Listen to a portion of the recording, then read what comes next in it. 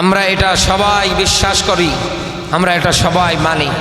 কারণ রসুল বিদায় হজ্জের ভাষণে সাহাবীদের সামনে ডাক দিয়ে বললেন, আমি তোমাদের মাঝে দুটো জিনিস রেখে যাচ্ছি, তারাকতুম ফীকুম আমরাইন। আমি তোমাদের মাঝে দুটো জিনিস রেখে যাচ্ছি, কিছু শেখা লাগবে আপনাকে আজকে। আমরাইন, দুইটা জিনিস, দুইটা বিষয়। এক নম্বরে হচ্ছে কিতাবুল্লাহ, তার নাম রেখে গিয়েছেন বিশ্বনবী। এটা মুজিজা, শেষ হয়ে যায়নি, এটা মরণের পরেও থাকবে। দ্বিতীয় নম্বরে আমার সুন্নাহ মোবারক। নবীজি ডাক দিয়ে বললেন, লাং তাদিল্লু, সুপারলেটিভ ডিগ্রি, অর্থ যেমন তেমন না। নবীজি বলেন, এই দুনিয়ায় কোনো মানুষ যদি এই দুইটা বিষয়ের উপরে টিকে থাকতে পারে, এই দুইটা বিষয় যদি মানতে পারে, ও কোনোদিনে সমাজে লাঞ্ছিত হবে না, এ সমাজে মার খাবে না, এ সমাজে তার উপরে কেউ কোনোদিন জুলুম করতে পারবে না, নির্যাতন করতে পারবে না। কোনো দেশ কোনোদিন ওই দেশটার দিকে বাঁকা চোখে পর্যন্ত তাকাতে পারবে না। যেই দেশের বিচার ব্যবস্থায় কোরআন থাকবে, যেই দেশের সংসদটা কোরআন দিয়ে চলবে, যেই দেশের মানুষগুলো কোরআনের আইন মেনে চলবে, যেই দেশের মানুষগুলো কোরআনকে সংবিধান করে বুকে ধারণ করে সামনের দিকে এগিয়ে যাবে, এই জাতিকে কেউ কোনোদিন কোনো জায়গায় নির্যাতন করতে পারবে না। এই গ্যারান্টি বিশ্বনবী নিজে দিয়েছে। এই জন্য আমি আপনাকে বলছি বন্ধু, এই পৃথিবীর ময়দানে আল্লাহ রাব্বুল আলামিন কোরআনে কারীম নাযিল করেছেন, আপনি মার খাবেন, অপমানিত হবেন, লাঞ্ছিত হবেন, এই জন্য না। সূরা তাহায় আল্লাহ ডাক দিয়ে বলছে, হে নবী, আমি আপনার উপরে কোরআন নাযিল করেছি আপনার সম্মান বাড়ানোর জন্য। সুবহানাল্লাহ বলতে পারেন না? একটা মরা কাঠ যদি কোরআনের সঙ্গে লেগে থাকে, এ কাঠটা যদি কোনোদিন কোনো জায়গায় পড়ে যায়, মানুষ সঙ্গে সঙ্গে উঠিয়ে আদর করে চুমু দেয়। একটা কাপড় কম দামি কোরআনের সঙ্গে লেগে থাকার কারণে মাটিতে পড়লে মানুষ সঙ্গে সঙ্গে উঠিয়ে আদর করে চুমু দেয়। শুধু কোরআনের সঙ্গে একটা কাঠ, একটা কাপড় লেগে থাকলে যদি এই সম্মান মর্যাদা মানুষ করে, আর যদি আমাদের ব্যক্তিতে, আমাদের পরিবারে, আমাদের রাজনীতিতে, অর্থনীতিতে, জীবনের প্রত্যেকটা জায়গায় ধাপে ধাপে কোরআনের বিধানগুলো মানতে পারতাম, রাজশাহীবাসী আমরা এই দুনিয়ায় সবচাইতে বড় সম্মানের আসনে বসে থাকতাম। নিজেকে দাবি করে মুসলমান, অথচ মুসলিম শব্দের শাব্দিক অর্থ হচ্ছে আত্মসমর্পণকারী, স্যালেন্ডারকারী। আপনি ওই লোকটার জীবনে মিলিয়ে রাখেন, বিসমিল্লাহর বা থেকে সূরা নাসের সিন পর্যন্ত কোরআনের একটা বিধানও মানে না। এ সমাজে কোরআনের বিধান প্রতিষ্ঠা হোক, এটার কথা বললে আপনাকে রাজাকার, জঙ্গি ট্যাগ পর্যন্ত লাগিয়ে দেয়। মুসলমান তো তারা এই দুনিয়ায় আল্লাহর বিধান যখন যেখানে যেভাবে শুনবে, তারা ওই জায়গায় বলবে, আমরা যা শুনলাম, যা বুঝলাম সব মেনে নিলাম।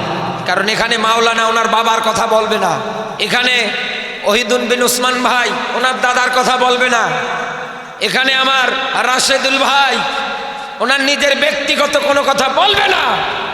সব জায়গায় মাওলানারা যা বলবে সব কথা কার? আল্লাহ পাক বলেন, ক্বালাল্লাযীনা কাফারু লা তাসমাউ লিহাযাল কুরআনি ওয়ালগাউ ফীহি লাআল্লাকুম তাগলিবুন।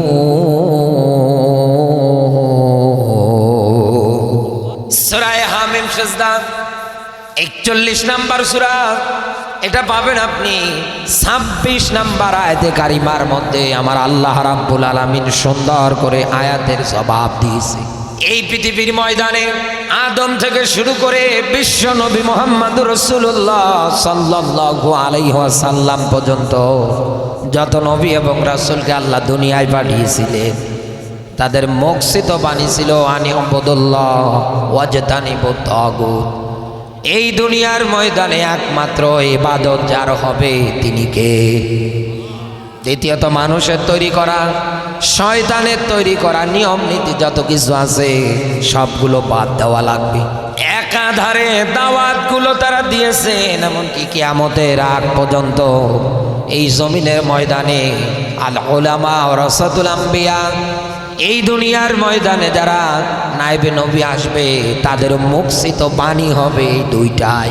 অথচ আমার 96% মুসলমানের দিকে তাকান, এই দেশে আজ কত টুপিওয়ালা দাড়িওয়ালা মানুষগুলো পর্যন্ত মুনাফিকদের কাতারে নাম লেখাচ্ছে। অথচ হাদিসের ব্যাখ্যাটা আপনি মেলান, আল উলামা ওয়ারাসাতুল আম্বিয়া, এখানে আমি সহকারে যত আলেম বসে আছি জিজ্ঞাসা করে মিলিয়ে দেখে এই জায়গার মধ্যে নবীর বহু বচন শব্দটা হচ্ছে আম্বিয়া, আর এটাই আল্লাহ ব্যবহার করেছে এই জায়গায়।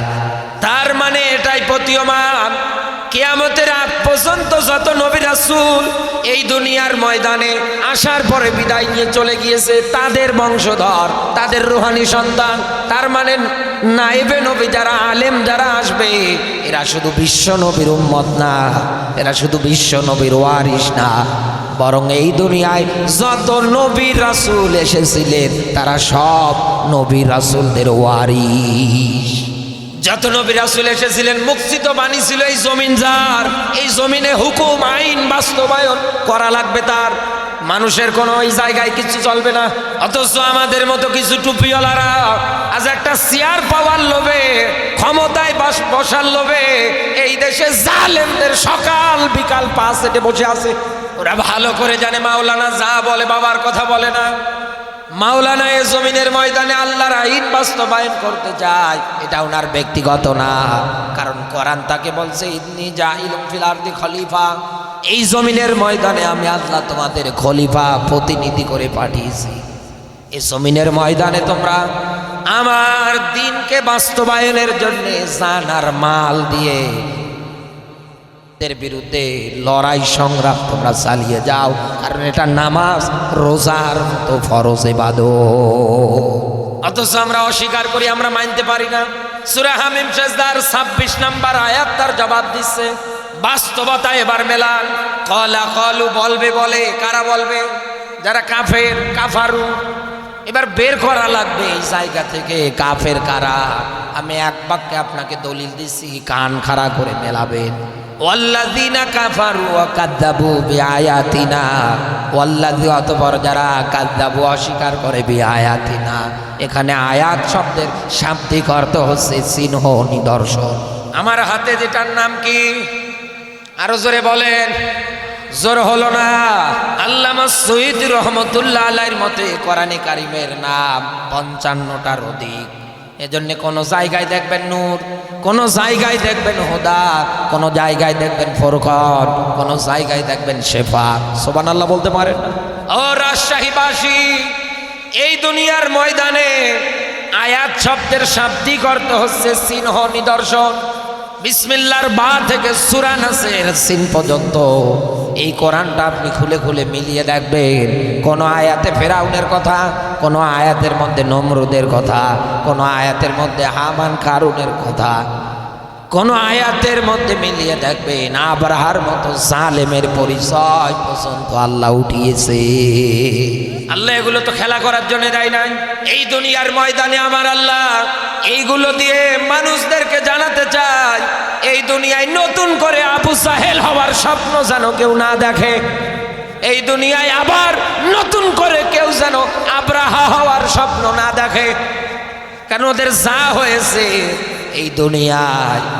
আজও যারা কোরআনের বিধানগুলো মানবে না, আজও দুনিয়ায় যারা কোরআনের বিষয়গুলো অস্বীকার করবে, কোরআনের কথাগুলো যারা মানবে না, ব্যক্তি জীবনে, পারিবারিক জীবনে, সামাজিক জীবনে, অর্থনৈতিক জীবনে, কোরআন বলছে এই দুনিয়ায় এই এরা মিথ্যা প্রতিপন্ন করবে, এরা মানবে না। উলাইকা আসহাবুন নার, উলাইকা শব্দটা ইসমে ইশারা। আমার যেমন হাতের আঙ্গুল আছে, আমার আল্লাহরও কুদরতের আঙ্গুল আছে। আল্লাহ দেখাচ্ছেন উলাইকা, ওই মানুষগুলো কারা? এই দুনিয়ার ময়দানে যারা কোরআনের আয়াতকে মানে না, অস্বীকার করে, মিথ্যা প্রতিপন্ন করে, আমি আল্লাহ বলছি ওর ঠিকানা জাহান্নাম। রাজশাহীবাসী খেয়াল করবেন, আমি রাজনীতি করার জন্য আসি না। এই জায়গার মধ্যে রাজনীতির কোনো বক্তৃতাও করার ইচ্ছা নেই আমার। আপনি বোঝেন না, এটা আপনার ব্যর্থতা। আন্দাজে শুধু আমাদের গালিগালাজ করে আপনার তো সার আনারও লাভ হচ্ছে না। কোরআনে তো স্পষ্ট আয়াত, ইয়া আইয়ুহাল্লাযীনা আমানু হাল আদুল্লুকুম আলা তিজারাতি তুনজিকুম মিন আযাবিন আলীম। আল্লাহ বলেন, ওহে যারা ঈমানদার, ইয়াটা হরফে নিদা, ইয়া দিয়ে আল্লাহ ঈমানদারদেরকে উদ্দেশ্য করেছে এই জায়গায়। আল্লাহ ডাক দিয়ে বলে, ওহে যারা ইমানদার, আমি আল্লাহ তোমাদেরকে বলছি একটা ব্যবসার সন্ধান, যেই ব্যবসা করলে পরে তুমজিকুম মিন আযাবিন আলীম, জাহান্নামের কঠিনতম শাস্তি আযাব থেকে আমি আল্লাহ তোমাদের বাঁচাবো। কথা কার? জোরে হলো না? আল্লাহ পাক বলেন, এই দুনিয়ায় আমি তোমাদের রাস্তা দেখাচ্ছি ব্যবসার। আলেমরা এই কথাটাই বলে, বাল্লিগু আন্নি ওয়ালাউ আয়া। বাল্লিগু বহু বছর নবীজি বলেন, তোমরা সবাই মিলে প্রচার করো আন্নি, আমার পক্ষ হতে। এ কোরআন যার উপরে নাজিল হয়েছে তিনি কে?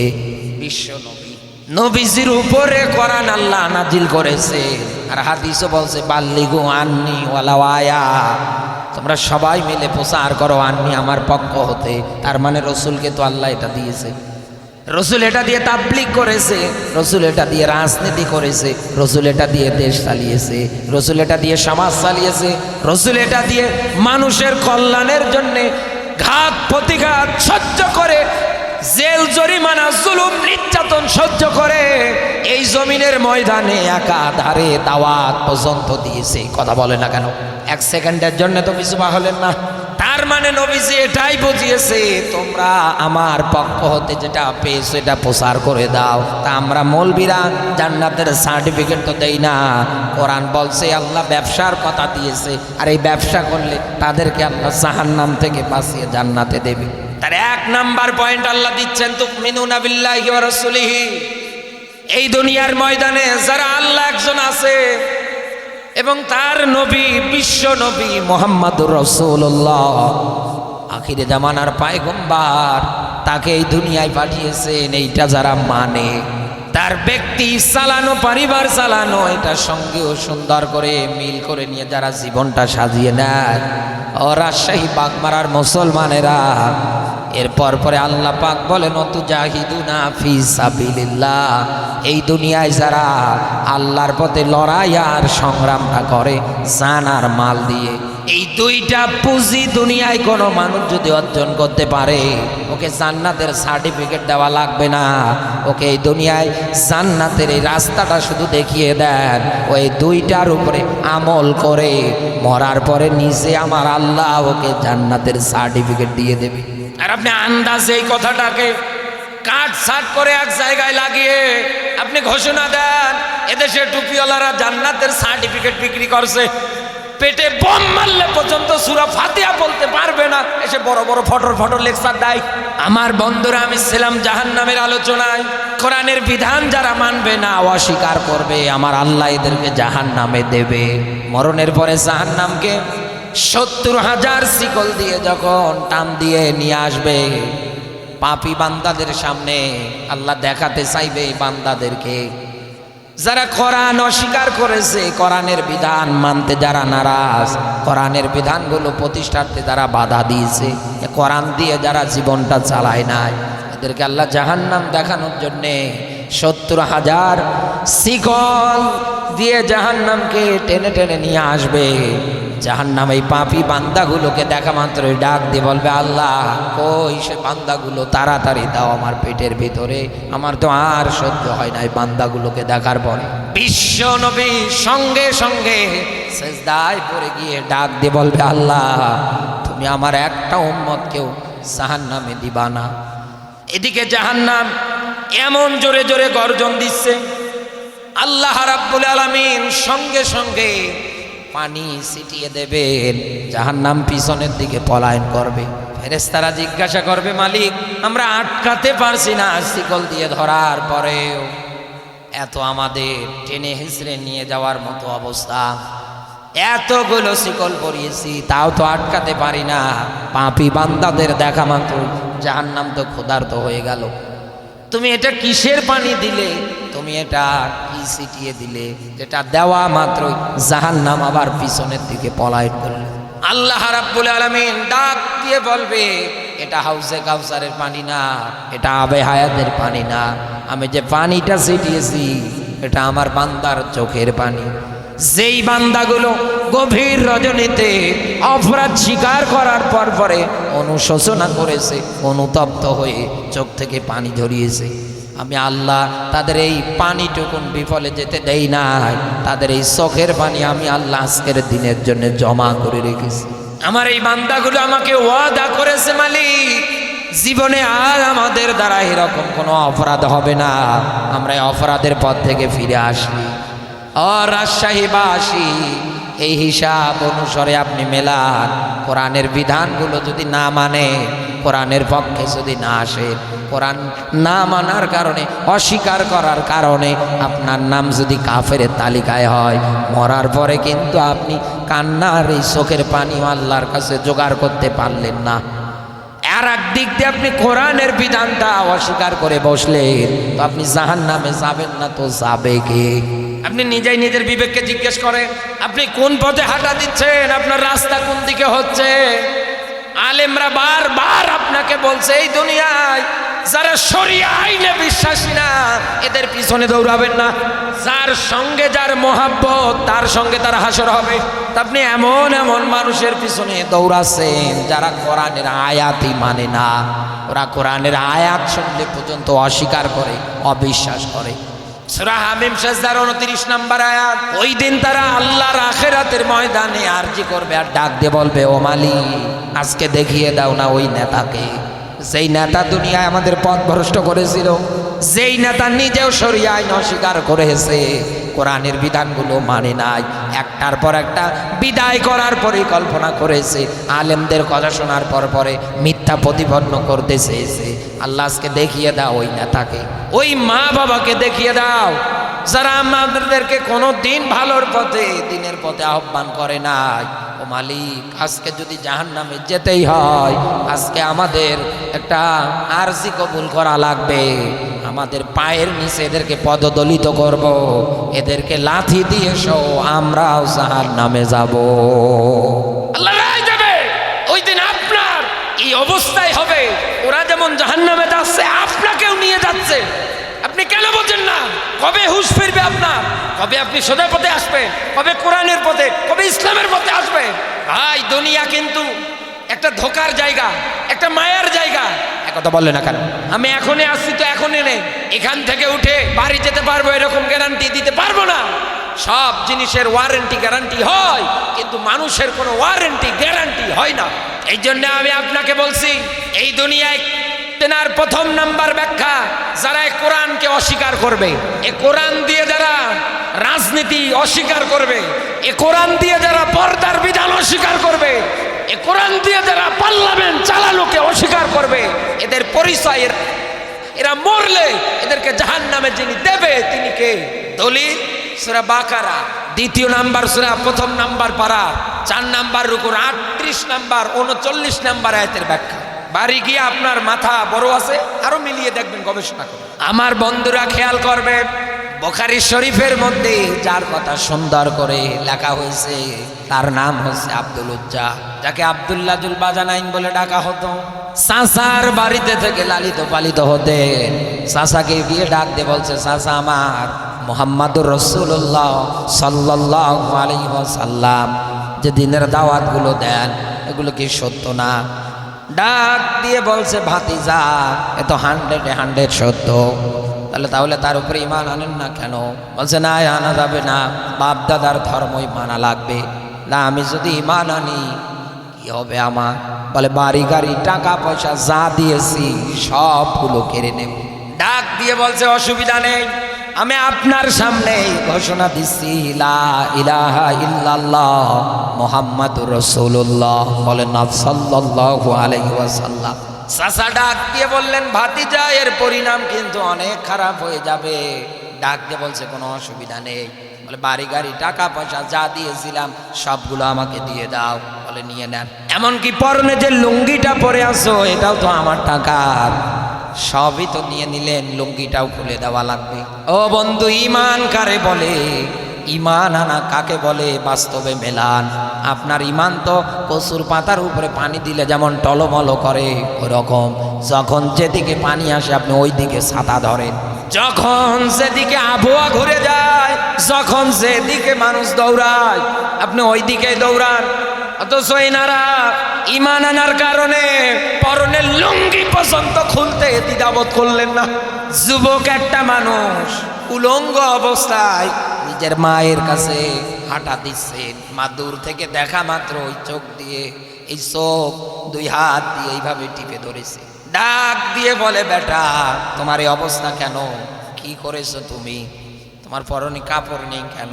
ডাক দিয়ে বললেন, মা গো, ঈমান আনার কারণে বাড়ি গাড়ি টাকা পয়সা জায়গা জমি যা সব হারিয়ে ফেলেছি, এমনকি পরনের লুঙ্গিটা পর্যন্ত আমারে দেয় নাই। আমার কাছে কি চাও বাবা? কিচ্ছু চাই না তোমার কাছে, তুমি কয়েক টুকরো কাপড় দাও, এই কাপড়গুলো নিয়ে আমি চলে যাব ওই মানুষটার দরবারে। মা তাকে একটা সেরা কম্বল দিলেন, এটা 3 ভাগ করলেন, লজ্জা স্থান আবরণ করলেন, বুকের মধ্যে দিলেন, আর একটু গায়ে সরিয়ে নিয়ে চলে গেলেন। মসজিদে নববীর দেয়ালে যাওয়ার পরে পিঠটা ঠেকিয়ে উস্কো খুস্কো চেহারা নিয়ে, ক্ষুধার্ত চেহারা নিয়ে বসে আছে। নবীজি প্রবেশ করা মাত্রই তাকিয়ে দেখছে আব্দুল উজ্জা। ডাক দিয়ে বলে, তোমার নাম না আব্দুল্লাহ জুল বাজানাইন? বলে, হা হুজুর। তোমার এই অবস্থা কেন? বাড়ি গাড়ি টাকা পয়সা সব হারিয়েছি, বাপ দাদার ধর্ম ত্যাগ করে আপনার ধর্মে সাক্ষ্য দিয়েছি, এই জন্যে। বিশ্বনবী আমার ডাক দিয়ে বললেন, সাহাবীরা এই আব্দুল উজ্জাকে আসহাবে সুফফার মধ্যে থাকতে দাও এবং তাকে কোরআন শিক্ষা দাও। এই আব্দুল উজ্জা এত জোরে জোরে কোরআন পড়ে, অন্য অন্য সাহাবী যারা আছে তাদের কষ্ট হয়, নবীজির কাছে এসে নালিশ দেয়, হে নবী, আব্দুল উজ্জাকে বলেন না উনি যেন আস্তে কোরআন পড়ে। এত জোরে জোরে চিল্লিয়ে চিল্লিয়ে কোরআন পড়ে, আমাদের তো কষ্ট হয়। বিশ্বনবী ডাক দিয়ে বললেন, তোমরা কেউ আমার আব্দুল উজ্জার ব্যাপারে এরকম কথা বলবা না, তোমরা তাকে যত পারো চিল্লাতে দাও, কারণ তার ঈমান বড় দামি ঈমান। ঈমান আনতে গিয়ে বাড়ি গাড়ি জায়গা জমি এমনকি পরনের লুঙ্গিটা পর্যন্ত আনতে পারেন নাই। আমার বন্ধুরা খেয়াল করবে, বিশ্বনবী ডাক দিয়ে বললেন, ও সাহাবীরা, আব্দুল উজ্জাকে তোমরা জোরে জোরে কোরআন পড়ার জন্য চিল্লাতে দাও, কোনো অসুবিধা নেই, তার ঈমানটা বড় দামি ঈমান। ঈমান আনতে গিয়ে বাড়ি গাড়ি টাকা পয়সা এমনকি পরনের লুঙ্গিটা পর্যন্ত হারিয়ে ফেলেছে। আজ যদি আমরা এই দেশে হিংসা বিদ্বেষ ভুলে গিয়ে আমরা যদি এই কাতারে ঈমান এনে ঈমানের ঘোষণা দিতে পারতাম, আমরা যদি মুনাফিকি না করতাম, এদেশে আমরা যদি নিজেদের মধ্যে হিংসা বিদ্বেষ তৈরি না করতাম, আমরা যদি ওদের মতো এই কাতারে এসে ঈমানের পথে ঘোষণা দিতে পারতাম, এই বাংলাদেশে কেউ কোনোদিন আলেম ওলামা ইসলামের বিরুদ্ধে, মুসলমানের বিরুদ্ধে কথা বলার সাহস পেত না। কিন্তু আমাদের মনটাই তো হিংসা দিয়ে ভরা। অবস্থা দাঁড়িয়েছে এরকম, একটা লোক মাঠের মধ্যে কাজ করতে গিয়েছে, যাওয়ার পরে উনি মাঠের মধ্যে একটা পিতলের ছোট্ট জগ পেয়েছে, পাওয়ার পরে হাতে নিয়ে ঘষা দিয়েছে, আর দত্ত বেটা বের হয়ে লাফাচ্ছে। ডাক দিয়ে বলে, সাহাবানা কি চাই? মানে তুই কে? বলছে, আমি দত্ত, আমার কাছে যা চাইবেন আমি আপনাকে তাই দেব, তবে একটা শর্ত আছে, আপনি যদি আমার কাছে একটা মোবাইল চান আপনি একটাই পাবেন, আপনার পাড়া প্রতিবেশী যিনি আছে উনি 2টা পাবে। বলে, দরকার নেই। বাড়ি এনে বউকে ডাক দিয়ে বলছে, এটা যত্ন করে রেখে দাও, খবরদার যেন এর মধ্যে ঘষা না লাগে। ইতিহাস সাক্ষী, এই পৃথিবীর ময়দানে মেয়ে লোককে যে কাজে নিষেধ করবেন ও আর ওইটা বেশি করে করে। কথা বলে না কেন? স্বামী বাইরে যেতে না যেতেই ও বের করে ঘষা দিয়েছে, দত্ত বের হয়ে লাফাচ্ছে, ডাক দিয়ে বলে, কি চান? বলে, বাড়ি গাড়ি, কানের দুল, নাকের ফুল, যা যা দরকার সব একটার পর একটা চেয়ে যাচ্ছে। এ মহিলা তো আর জানে না যে আমার তো মাত্র একটা হয় আর পাড়া প্রতিবেশী 2টা হয়। স্বামী বেচারা বাড়ি এসে আর বাড়ি খুঁজে পায় না, তাকিয়ে দেখছে সর্বনাশ, আমি নিষেধ করলাম তারপরেও শুনলো না। এ তো হাকিকতেই জানে না। এক দৌড়ে ঘরের ভিতরে প্রবেশ করার পরে সেই পিতলের জগ এনে আবার ঘষা দিয়েছে, দত্ত বের হয়ে লাফাচ্ছে, ডাক দিয়ে বলে, চাপানা কি চাই? মানে তুই তাড়াতাড়ি আমার 1 চোখ কানা কর, কারণ এর এখন বিশ্বাস হয়েছে যে আমার যদি এখন 1 চোখ কানা হয়, পাড়া প্রতিবেশী যারা আছে ওদের 2টা করে চোখে কানা হবে। আজ আমাদের মাঝে হিংসা আমরা এই কায়দায় নিয়েছি, এই জন্যই তো আমরা এক কাতারের মধ্যে আসতে পারি না। আজ আমরা কোরআনের বিধানগুলো অস্বীকার করে বসে আছি, ডাকলেও আজ আমাদের এই কোরআন দিয়ে কাজ হয় না। আমরা কোরআনের বিষয়গুলো মানতে পারি না, বিষয়গুলো আমরা একটার পর একটা অমান্য করে যাচ্ছি। আর এই দুনিয়ায় কোরআন জানিয়েছে যারা কোরআনের বিষয়গুলো অস্বীকার করবে, নবী এদের দাওয়াত দিলেই কি আর না দিলেই কি দুইটাই সমান, কোনো দিন তারা ঈমান আনবে না, ওরা হেদায়েতের পথেও আসবে না। আজ গলা ফাটিয়া আলেম ওলামা থেকে শুরু করে এদেশের সর্ব জায়গায়, মসজিদের মেম্বার থেকে ওয়াজের মাঠ পর্যন্ত, এমনকি ইসলামিক সেমিনারগুলো পর্যন্ত আপনি মিলিয়ে দেখেন, কোরআন হাদিসের আলোকে কথা হয়, মুখস্থিত বাণী যা হয়, আমাদের একটাই বক্তব্য জাতির মাঝে উপস্থাপন থাকে, আসেন না আল্লাহর পথে, আসেন না রসুলের পথে, কথা বলে না কেন? এ ওয়াহিদুল ভাই কোনোদিন বলে নাই কোরআনের কথা বলতে গিয়ে আসেন আমার বাবার দিকে, আসেন আমার নিজের দিকে, আমি কোনোদিন বলি নাই। এদেশের কোনো মাওলানা কোনোদিন নিজের দিকে ডাকে নাই। যারা ডেকেছেন জবান দিয়ে সবাই কার দিকে?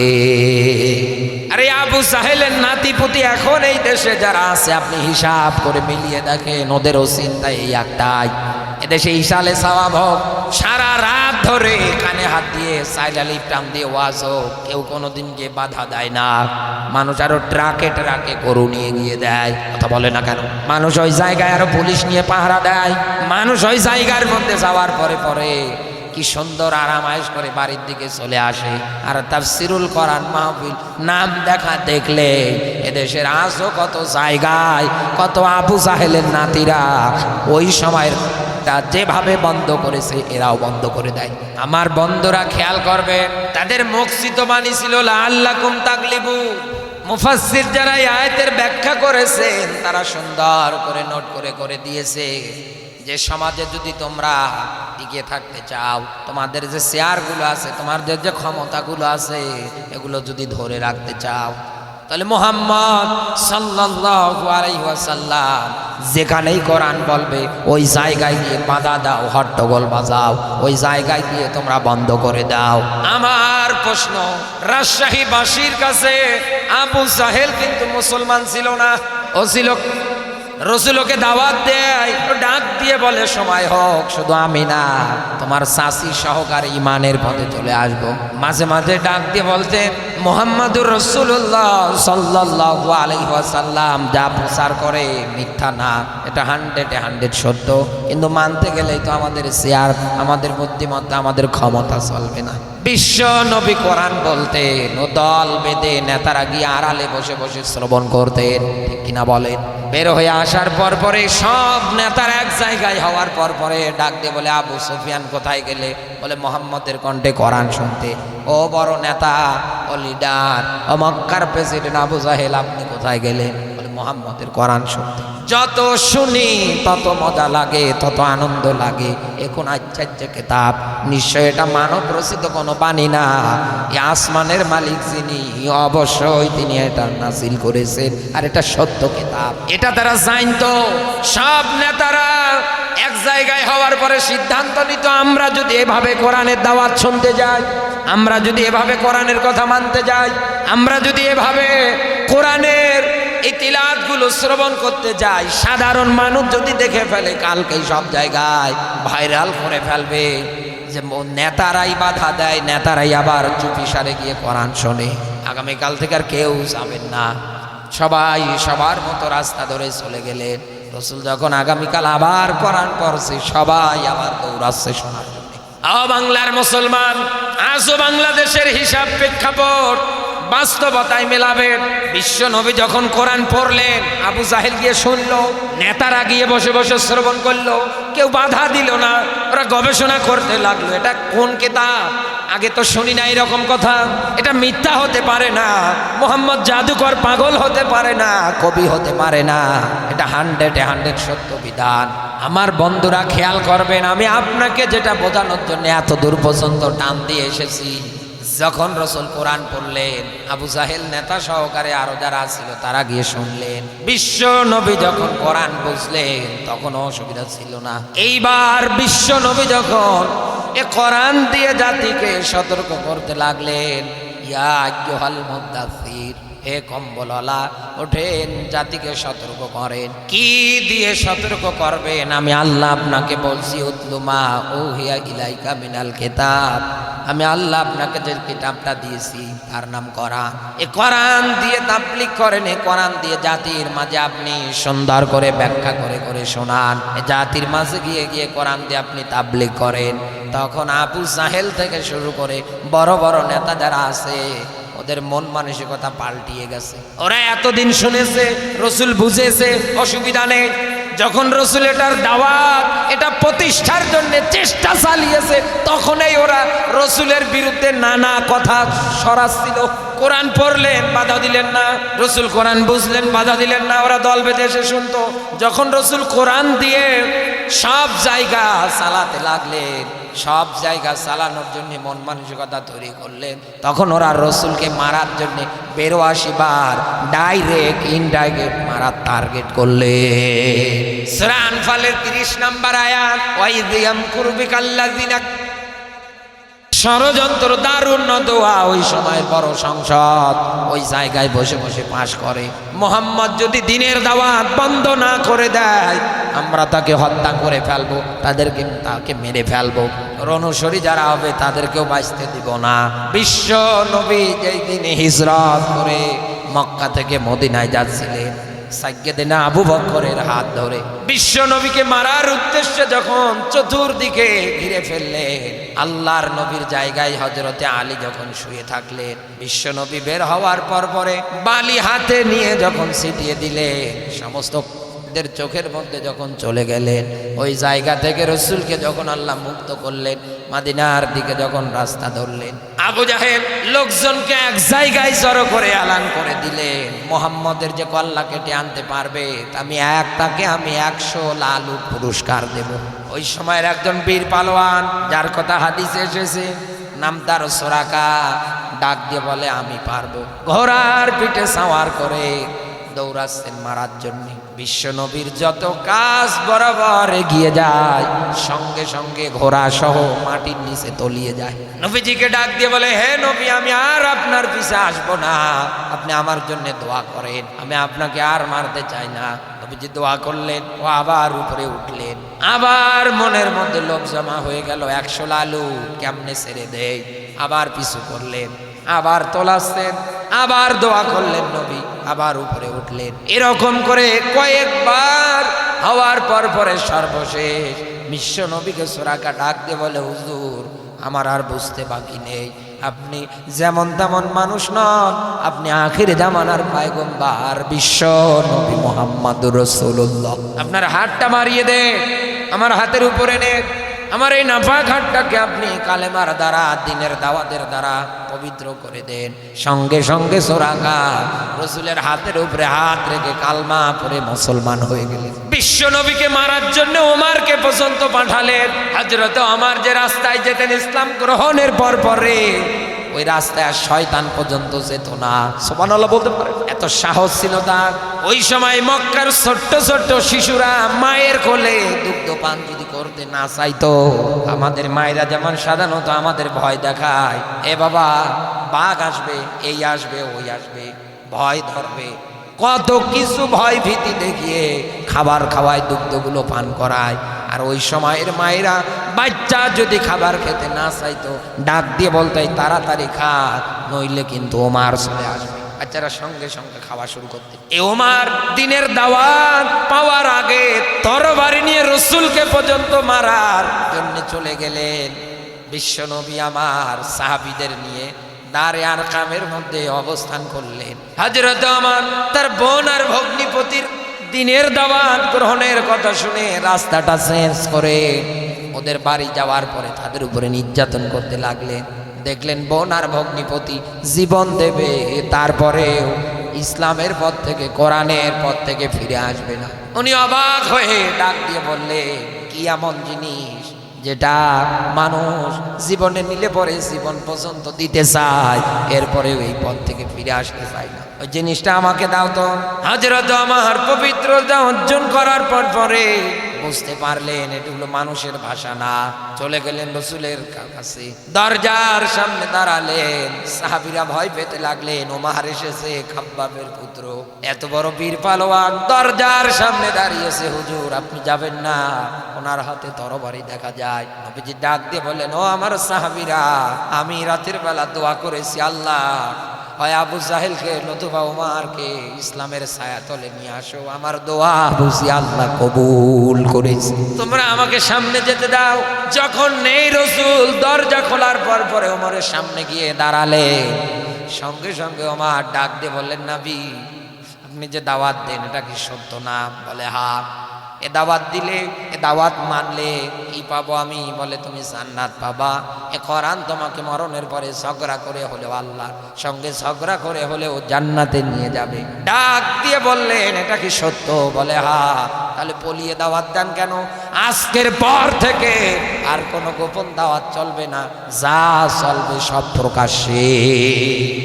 কাবার চত্বরে ওমর যাওয়ার পরে সবার প্রথম হাত দুটোকে উঁচু করে হযরত ওমর তাকবীর দিতে লাগলেন, লিল্লাহে তাকবীর, আল্লাহু আকবার।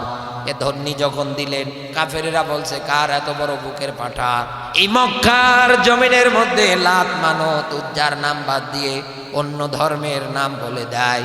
দরজা জানলা খুলে দেখে মিছিল যেটা বেরিয়েছে, আর এই মিছিলের সামনে যিনি নেতৃত্ব দিচ্ছে তিনি আর কেউ নয়, তিনি হচ্ছেন হযরত ওমর। বাঘের সামনে বিড়াল পড়ে গেলে যেরকম ছোট হয়ে যায়, ভয় পেয়ে যায়, হযরত ওমরকে দেখা মাত্রই ওই রকম ভয় পেয়ে গেলেন। ডাক দিয়ে বললেন, দরজা জানলা যা আছে বন্ধ করে দাও, খবরদার ওমরের সামনে যেও না। ওমরের সামনে গেলে পরে করলা নিয়ে কেউ বাড়ি আসতে পারবা না। এই বীর পালোয়ান এসেছিলেন রসুলকে মারার জন্য, গর্ত খনন করে রাখতেন, রসুল পড়ে গেলেই পাথর চাপা দিয়ে মারবে, খাবারের মধ্যে বিষ মেশালে, সেজদায় গেলে মরা উটের নারী ভুড়ি এনে চাপিয়ে দিতে। উহুদের ময়দানে নবীকে মারার জন্য উদ্দেশ্য করে তীর নিক্ষেপ করলেন হযরতে তালহা, যে ঢাল হিসেবে ব্যবহার হলে তালহার শরীরে ৮০টার অধিক তীর বিদ্ধ হয়ে গেল। রসুলের দান্দান মোবারক শহীদ হল। রটালেন মুহাম্মদ মৃত্যুবরণ করেছে। হযরতে হানজালা, যার উপরে ফরজ গোসল ছিল। মুসলমান ঈমান কাকে বলে? আনুগত্য কাকে বলে? আতিউল্লাহ ও আতিউর রাসূল, আল্লাহকে মানো, তারপর পরে তার রসুল। আল্লাহর ইত্তেবার পরে রসুলকে মানো, রসুলকে অনুসরণ করো। অউলিল আমরি মিনকুম, এরপর পরে সমাজে যারা নেতৃত্ব দিতে আসবে, তোমরা দেখো এদের ভিতরে আল্লাহ ও রসুলের আদর্শ, আল্লাহ ও রসুলের বিধান, আল্লাহ যা দিয়েছে এগুলো তারা মানে কিনা একটু যাচাই বাছাই করে এ সমাজের নেতৃত্ব তারা দিতে আসবে তাদেরকে মানেন। যে আল্লাহকে মানবে, যে রসুলকে মানবে, এরকম মানুষকে এই জমিনে নেতৃত্ব দেওয়ার জন্য এক সেকেন্ড দেরি করলেন না। ফরজ গোসল আছে, চলে গেলে নাপাক অবস্থায় উহুদের ময়দানে শাহাদত বরণ করলেন তিনিও। নবীজি যুদ্ধ শেষে ডাক দিয়ে বললেন, সব আমার এই সাহাবীগুলোকে বিনা গোসলে কবর দিয়ে দাও। বলতে পারেন শহীদদেরকে বিনা গোসলে কেন কবর দেওয়া হয়? যারা দুনিয়ায় লড়াই সংগ্রাম করে জীবন দেয়, কারো হাত কাটা, কারো পা কাটা, কারো মাথা কাটা, কারো গলা কাটা, কারো বুকে আঘাত, কারো পায়ে আর আঘাত, ওরা মরণের পরে ওই আঘাতগুলো নিয়ে দাঁড়াবে আল্লাহর সামনে। আল্লাহ ডাক দিয়ে বলবে, ফেরেশতারা আমার এই বান্দাগুলোর এই অবস্থা কেন? ডাক দিয়ে বলবে, মালিক তুমি তো জানো, আবার নতুন করে তোমাকে বলা লাগবে। আল্লাহ ডাক দিয়ে বলবে, ফেরেশতারা বলো, তোমাদের মুখ থেকে শুনতে আমার ভালো লাগে। ফেরেশতারা বলবে, মালিক তোমার এই বান্দাগুলো দিনকে বিজয় করার জন্য স্ত্রীর মায়া, সন্তানাদির মায়া, সম্পদের মায়া, দুনিয়ার মায়া সব ত্যাগ করে জীবন দিয়ে এসেছে, এরপরেও তারা বাতিলের আনুগত্য করতে রাজি হয় না। আল্লাহ ডাক দিয়ে বলবে, এত কিছুর মায়া যেহেতু এরা ত্যাগ করেছে, আমি আল্লাহ আজকে এদের কোনো হিসাব নেব না, এদেরকে বিনা বিচারে বিনা হিসাবে আমি আল্লাহ জান্নাত দিয়ে দিলাম।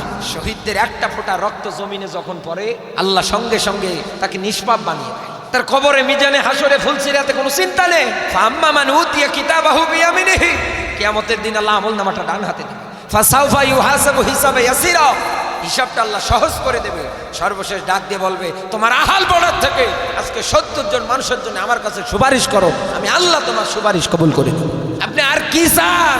সফল তো ওই লোকটা যেই লোকটা জাহান্নাম থেকে বেঁচে জান্নাতের দিকে ধাবিত হয়। বাড়ি গাড়ি টাকা পয়সা সম্পদ দিচ্ছে আর ক্ষমতায় সফলতা না, কোরআন বলছে সফল তো ওই লোকটা যেই লোকটা জাহান্নাম থেকে বেঁচে আল্লাহর জান্নাতে যায়। সুবহানাল্লাহ বলতে পারেন না? তার স্ত্রী এসে ডাক দিয়ে বলে, হে নবী, খবরদার আপনি আমার স্বামী হানজালাকে বিনা গোসলে কবর দেবেন না, তার উপরে ফরজ গোসল আছে। বিশ্ব নবী ডাক দিয়ে বলেন, এ মহিলা, কোথায় তোমার বাড়ি, কোথায় তোমার ঘর, কি বা তোমার পরিচয়? তোমাকে তো আগে কখনো আমি দেখি নাই। ডাক দিয়ে বললেন, হুজুর, আমি হচ্ছে আপনার কলিজার টুকরা সাহাবী হযরতে হানজালার স্ত্রী। নবীজি ডাক দিয়ে বলেন, কি হয়েছে? তার বৃত্তান্ত বর্ণনা করলেন। নবীজি ডাক দিয়ে বলেন, আমার হানজালাকে খুঁজে দেখো তো উহুদের ময়দানে। চতুর্দিকে খুঁজে দেখলেন, কোথাও নেই। হঠাৎ করে আসমানের দিকে তাকিয়ে দেখে হানজালাকে নিয়ে ফেরেশতারা আসমান থেকে জমিনে নামতেছে। ফেরেশতারা ডাক দিয়ে বলে, হে নবী, হানজালার উপরে যে ফরজ গোসল ছিল আমার আল্লাহ রাব্বুল আলামিন জান্নাতের পানি দিয়ে তার ফরজ গোসল করিয়ে দিয়েছে। হাদিসটা বর্ণনা করেছেন হযরতে আবু হুরায়রা। তিনি বলেন, আমি হানজালার কাছে গিয়ে দেখছি দাড়ি রাগা বেবে, চুলে রাগা বেবে, জান্নাতের ওই পানিগুলো হানজালার শরীর থেকে মাটি মোবারক স্পর্শ করছে। ও বন্ধু, কি আত্মত্যাগ তাদের, কি আনুগত্য তাদের, কিভাবে পাশে থাকা লাগে, জীবন দিয়ে হলেও কিভাবে রক্ষা করা লাগে তারা শিখিয়ে দিয়েছে। কিন্তু আমরা আজ এই কথার ব্যাপারে একমত হতে পারি না, এই পথে আমরা আজ আসতেই পারি না, বিপদে ঠেলে দেয়, এরপরে আর আমরা কেউ পিছনে থাকি না। এই জন্য আমি আপনাকে বলছি বন্ধু, এই দুনিয়ার ময়দানে বিশ্ব নবী যখন দিনের দাওয়াত দিতে শুরু করলেন, ওরা প্রথম নাম্বারে নবীজিকে হত্যা করতে চাইলেন। একের পর এক কার্যক্রম তারা হাতে নিলেন দাওয়াতটা বন্ধ করার জন্যে। কারণ রসুলের দাওয়াত যদি এ সমাজের মধ্যে প্রতিষ্ঠিত হয়ে যায়, ওদের শেয়ার থাকবে না, ওদের ক্ষমতা থাকবে না, ওদের রাজত্ব থাকবে না। এটাতেও যখন তারা সফল হতে পারলো না, কোরআন জানাচ্ছে, তখন ওরা রসুলকে জেলখানায় বন্দি করলেন। রসুলের কোনো অপরাধ নেই, অপরাধ শুধু একটাই, দিনের দাওয়াত দেওয়া। বিশ্ব নবীকে শিয়াবে আবু তালিবের 3.5 বছর জেল খাটালেন। আল্লাহর নবী আমার কারাগার জীবন পার করলেন। এই জন্যই তো এই দুনিয়ার ময়দানে সত্যিকারের নায়েবে নবী যারা, নবীর ওয়ারিস যারা, এই দুনিয়ার ময়দানে হাসতে হাসতে জেল জুলুম নির্যাতন সব হাসি মুখে বরণ করে নেয়। কারণ এটা নবী মুহাম্মদুর রাসূলুল্লাহ সাল্লাল্লাহু আলাইহি ওয়াসাল্লামের সুন্নাত। যারা ঈমান এনেছে তাদের কাছে খাবার পর্যন্ত বিক্রি করতে নিষেধ করলেন হাটে বাজারে বিভিন্ন জায়গায়। ত্যাগ কাকে বলে মুসলমান? সাহাবীরা ক্ষুধার যন্ত্রণা সহ্য করতে না পেরে গাছের লতা পাতা পর্যন্ত চিবিয়ে খেতে লাগলেন। তাদের পায়খানাগুলো হয়েছিল ছাগলের বাথরুমের মতো।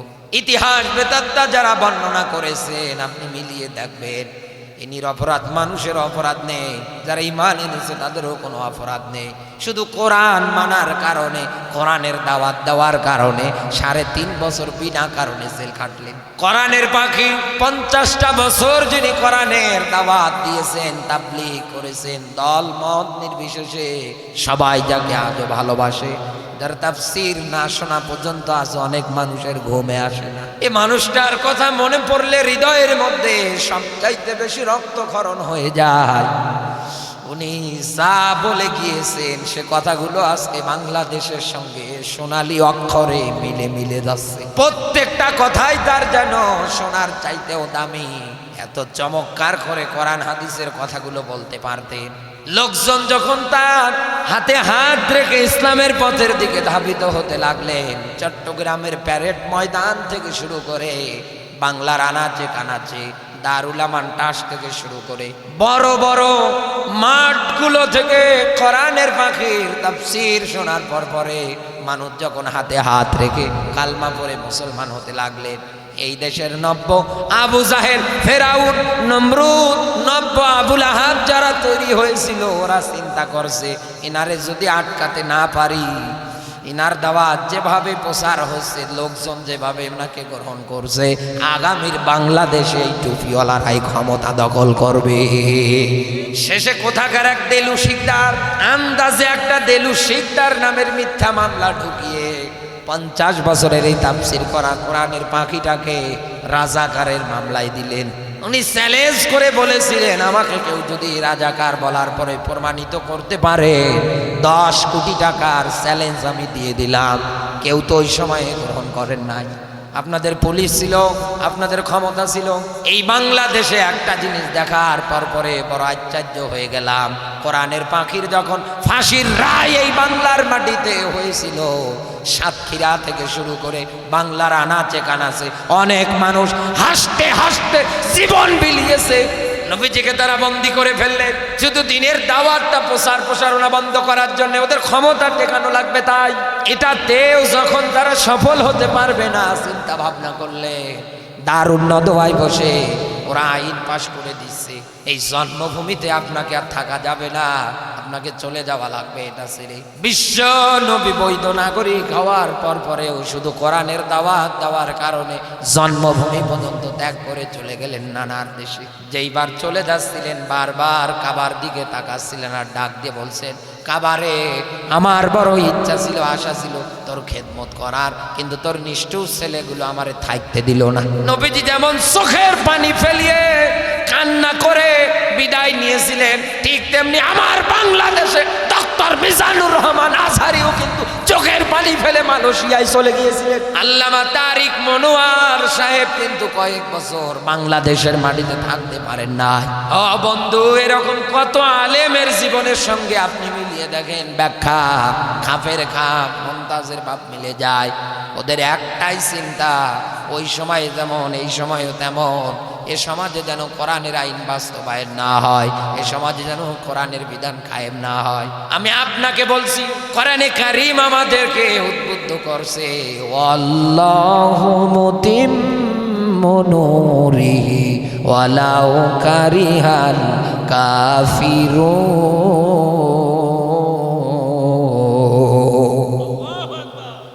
আল্লাহ পাক বলেন, আমি কসম করে বলছি, এই দুনিয়ায় কাফির যারা আছে, ওদের ক্ষমতা, ওদের রাজত্ব, ওদের যা কিছু থাক না কেন, ওরা এই জমিনে প্রতিষ্ঠিত করার ক্ষেত্রে আমার নূরকে যেখানেই বিদায় করে দিতে চাক না কেন, আমি কসম করে বলছি, এই জমিনে আমার নূর, আমার আলো আমি আল্লাহ জ্বালাবো। একটা গাছের ডাল কাটবে, 7 দিন পরে দেখতে যাবেন, গিয়ে দেখবেন ওই জায়গা থেকে আরো 8-10টা ডাল বের হচ্ছে। এখান থেকে এটাই প্রতীয়মান, এই দুনিয়ায় একজন আমির হামজা, একজন কোরআনের পাখি, এক মিজানুর রহমান আজহারি, এক ওহিদুল ভাইকে বিদায় করবেন। এ জমিনে হাজার হাজার যিনি তৈরি করবে তিনি কে? এ ক্ষমতা কার? বিশ্ব নবী আমার 2জন পুত্র সন্তান হারার পরে মন খারাপ করলেন। আব্দুল্লাহর কাসিম দুনিয়ার থেকে বিদায় নিলেন, 2টাই পুত্র সন্তান তার এই দুনিয়ায় আল্লাহ দান করেছিলেন। একটু মনটা ভার, চতুর্দিকে শত্রু, মারমুখী অবস্থা। আবু লাহাব, উম্মে জামিল ডাক দিয়ে বলছে, মোহাম্মদ লেস কাটা, মোহাম্মদ নির্বংশ। ঘরের মানুষ যদি কষ্ট দেয় কলিজা পর্যন্ত ছিঁড়ে যায়, বাইরের মানুষ কষ্ট দিলে অতটা মনে হয় না। বিশ্বনবী মন খারাপ করে ফেললেন, বিশ্বনবী আমার কষ্ট পেলেন। জিবরিল আমিন এসে ডাক দিয়ে বললেন, পয়গম্বর মন খারাপ করবেন না। কিসের মন খারাপ আপনার? আমার আল্লাহ আপনাকে হাউজে কাউসার দান করলেন। সুবহানাল্লাহ বলতে পারেন? এই সূরা কাউসারের 3 নম্বর আয়াতে দেখবেন নবীজিকে আল্লাহ জানাচ্ছেন, হে নবী, যারা আপনাকে লেস কাটা নির্বংশ বলে গালি দেয়, ওরাই তো লেস কাটা, ওরাই তো নির্বংশ। এই আয়াতের মিনিং কি? নবী কিয়ামতের আগ পর্যন্ত হাজার হাজার রূহানি সন্তান এই জমিনে তৈরি হবে, যারা আপনার মান আর শানকে উঁচু করার জন্য চেষ্টা করবে। এই দুনিয়ায় কোনো বাতিল যদি, কোনো জালেম যদি আপনার মান আর শানকে খাটো করার চেষ্টা করে, আপনার এই রূহানি সন্তানগুলো জীবন দেবে, এরপরেও আপনার অপমান তারা সহ্য করবে না। নবী 2জন মরেছে, এরকম হাজারো রূহানি সন্তান কিয়ামতের আগ পর্যন্ত দুনিয়ায় আসবে। রাজশাহীবাসী বুঝে শুনে উত্তর দেন, এই দেশে এখন যদি নবীকে নিয়ে কেউ ব্যঙ্গ করে, কেউ কটূক্তি করে, এদেশের মুসলমান নামাজ পড়তে না পারে, রোজা রাখতে না পারে, ওর বাবার নাম ভুলিয়ে দিতে দেরি করবে না। নবীজি সবার আমাদের কলিজার টুকরা, আল্লাহকে নিয়ে, কোরআনকে নিয়ে কেউ যদি ব্যঙ্গ করে, এই যে এক বাউল কিছুদিন আগে বলেছিল মহান আল্লাহ তাআলাকে নিয়ে একটা বাজে কথা, সূরা নাসকে নিয়ে বলেছেন, শুধু নাচতেই বলেছেন, আল্লাহ নাচতেই বলেছে। এই দেশে বড় আফসোস হয় আমার, আপনার ঈশ্বর দিতে 8টা কুকুরের বাচ্চা, মহিলাটা বলছে আমি ব্যাগে করে ভরে বাইরে ফালিয়ে এসেছি, এখন ব্যাগ সহজে পানিতে পড়ে মরেছে, আমি তো জানি না। এই কুকুর চলে গিয়েছে ইউনোর কাছে, পুলিশের কাছে, যাকেই দেখছে তাকেই দেখে শুধু কান্নাকাটি করে। শেষে এই কুকুর নিয়ে কয়েকদিন ফেসবুক ইউটিউব একেবারেই ভরপুর। কথা বলে না কেন? সব মানুষ বলছে না বিচার চাই, বিচার চাই। উনি একজন সরকারি কর্মকর্তার স্ত্রী, শেষে গ্রেফতার পর্যন্ত হলো। ও বন্ধু, খেয়াল করেন, যেই দেশে আল্লাহকে নিয়ে বাউল সম্প্রদায়ের লোকেরা কোরআনকে নিয়ে উল্টা পাল্টা ধারণা করলো, এদের ফাঁসির জন্য আপনি এতটা জোরালো আবেদন করতে পারলেন না। আর একটা কুকুর, তার প্রতি আপনার এত মায়া হয়ে গেল। এদেশে কুকুর হত্যার বিচার হয়, এদেশে ছাগল হত্যার বিচার হয়, এদেশে মানুষ হত্যার বিচার হয় না। এই দেশের মধ্যে ধর্ষণের বিচার হয় না। মাগুরা রাশিয়া মরে গেল, ইতিহাস সৃষ্টি করে দিল। মৃত্যুর খবর নিয়ে কয়েকদিন ভালোই, আবার নতুন খবর এসেছে, ওটা চাপা পড়েছে।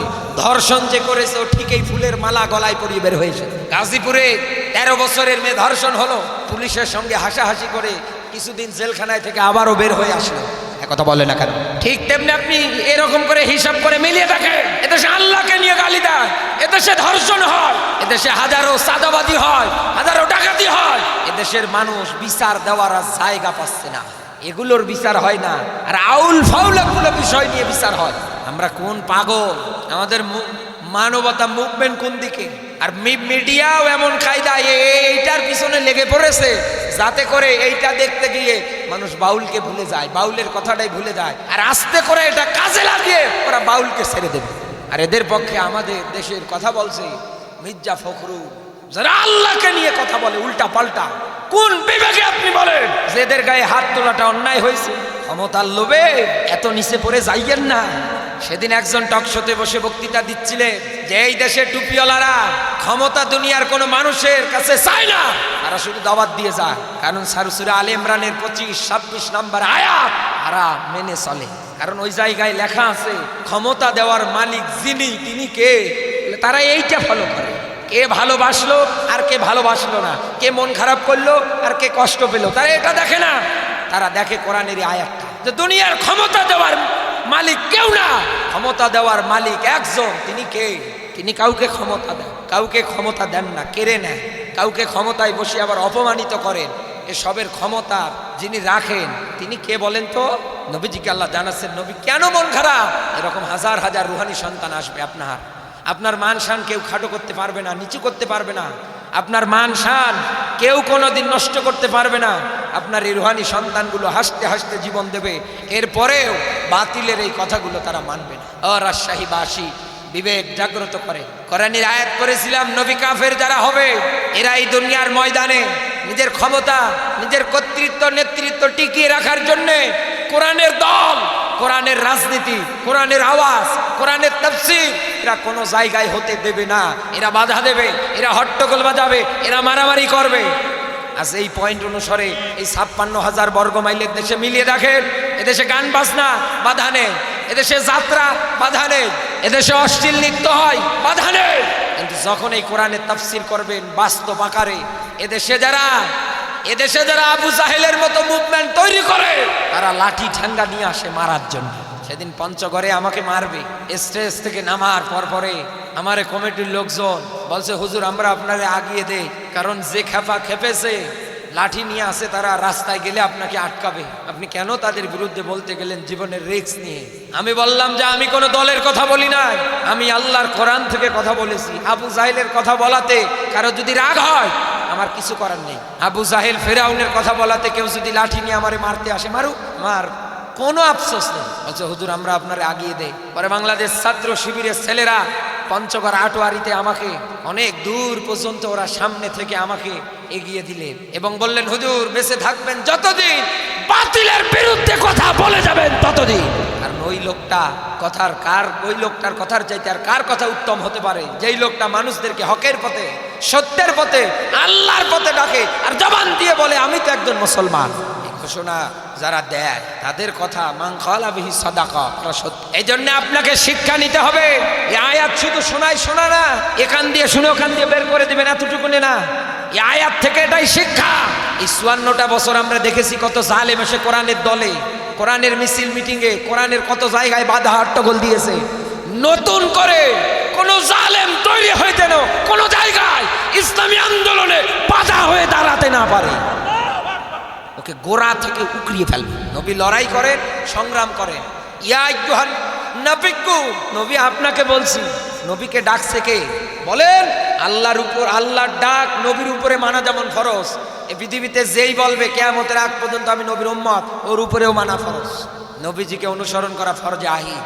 নবীজিকে আল্লাহ ডাক দিয়ে বলছে, নবী আপনি লড়াই সংগ্রাম যদি করতে চান, জাহিদিল কুফার, আপনি তাদের বিরুদ্ধে করেন। 1 নম্বরে দুনিয়ায় যারা কাফের, 2 নম্বরে ওয়াল মুনাফিকিন, দুনিয়ায় যারা মুনাফিক, এই মুনাফিকদের বিরুদ্ধে আর কাফেরদের বিরুদ্ধে আপনি লড়াই সংগ্রাম করেন, কারণ এরা ইসলামের সবচাইতে বেশি ক্ষতি করার জন্য উঠে পড়ে থাকে। নবীজির প্রতি দরুদ, মানবতার মুক্তির মডেল, মানবতার মহান আদর্শ, মানবতার শিক্ষক, নবী কুর শিরোমণি নবী মুহাম্মদুর রাসূলুল্লাহ সাল্লাল্লাহু আলাইহি ওয়াসাল্লাম। জবান সেরে কোরআনের সোনালী আয়াত আমার সঙ্গে পড়ে নাও। আউযু বিল্লাহি মিনাশ শাইতানির রাজিম। বিসমিল্লাহির রহমানির রহিম। ইয়া আইয়ুহাল্লাযীনা আমানুত্তাকুল্লাহ।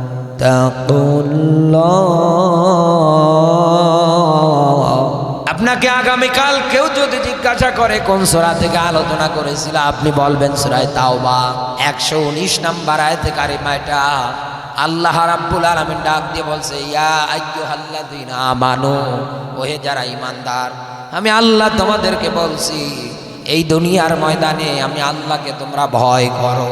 কথা কার?